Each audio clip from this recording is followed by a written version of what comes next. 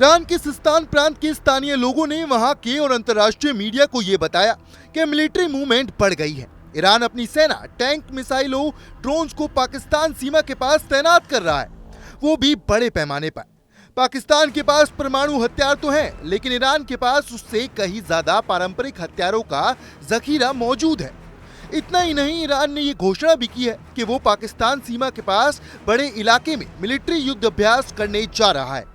हजारों की संख्या में सैनिक और हथियार वहां पहुंच चुके हैं। पाकिस्तान की तैयारियों की फिलहाल कोई सूचना नहीं है, लेकिन ऐसा लग रहा है कि ईरान किसी बहुत बड़ी तैयारी में है।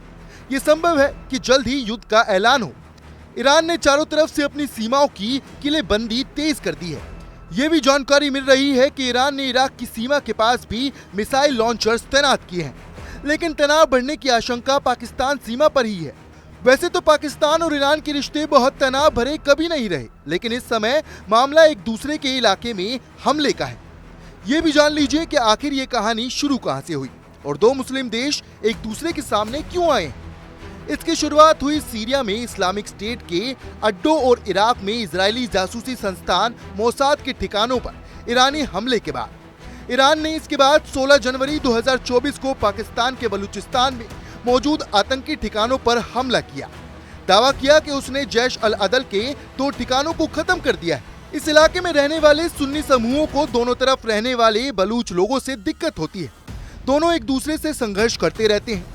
पाकिस्तान ने कहा कि ईरान के हमले में 2 बच्चे मारे गए और 3 लोग जख्मी हुए हैं। ये पाकिस्तान की संप्रभुता के लिए खतरा है। 2 दिन बाद पाकिस्तानी सेना के फाइटर जेट्स ने ईरान के अंदर घुसकर एयर स्ट्राइक किया। बलूच आतंकी संगठनों यानी बलूचिस्तान लिबरेशन आर्मी और बलूचिस्तान लिबरेशन फ्रंट के कई ठिकानों पर हमला किया। पाकिस्तान ने कहा कि वो ईरान के हमले का करारा जवाब था। दावा किया गया कि कई आतंकी मारे गए। ईरान ने कहा कि पाकिस्तान के हमले में 9 विदेशी लोग मारे गए, जिनमें 4 बच्चे। अब सीमा पर तैनाती बढ़ाई जा रही है। वहीं इस पूरे मामले पर अब चीन का बयान भी सामने आया है। चीन ने कहा कि वो दोनों देशों के बीच शांति बहाल करने में मदद कर सकता है।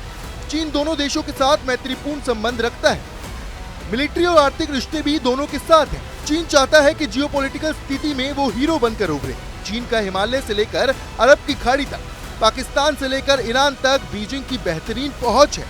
दोनों ही देशों में चीन का जलवा, सरकारों और आर्थिक जगत में गहरी पैठ भी है।